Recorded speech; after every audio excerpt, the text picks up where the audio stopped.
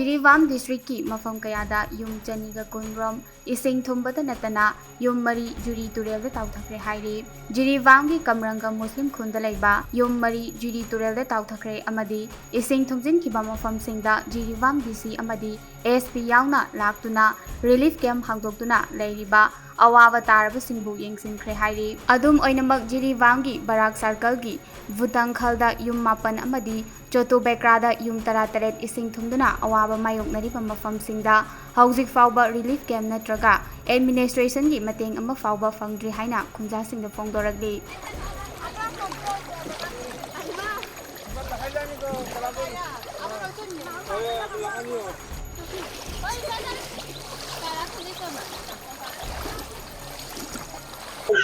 आईगी मिंगना Abdul सुफानी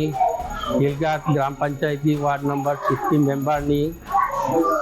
ngarang-dagi nong taake bisina ngarang di jum karadi adum ising tangami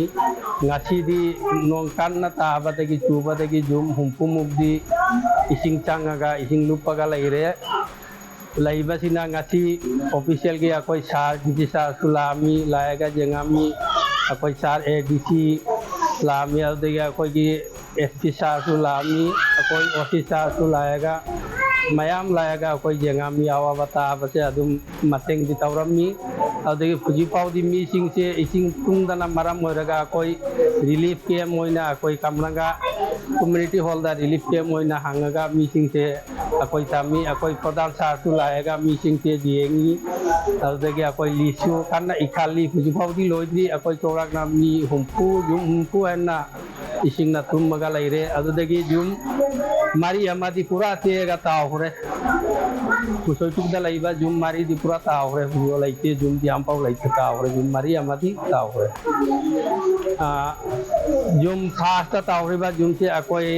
silkisha babagi mukam gi jum ani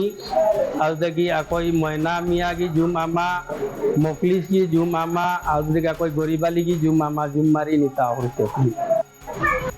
आईगी मिंग L Samarendra Singh आया हुजी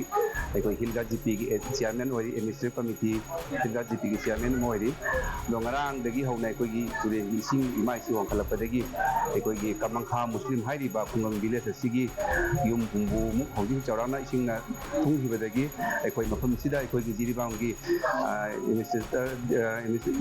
DC माइके दी अखोई relief अमा हौजी कमंखा मुस्लिम school की LP school अमा club सिगा अखोई रिलीफ के अमा डीसी की मखा अखोई रिलीफ के अमा हांगदोक्चरे अदुगा लोइनना अखोई जिरीबांगी बा SP सिंह OC सिंह अमसु ACC SDO डीसी मसामसु कोमिरकना हमजी इंसिनदिरमे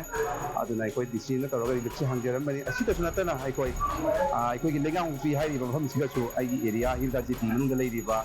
सिगासु अखोई होजी युम मरी अमा सु अखोई सिंगना थुंगरे मसिगिसु अखोई लेगांग पी अपर प्राइमरी स्कूल दा अखोई रिलीफ के ममा अखोई डीसी की मखा तरोगा हांगजेरी अदुगा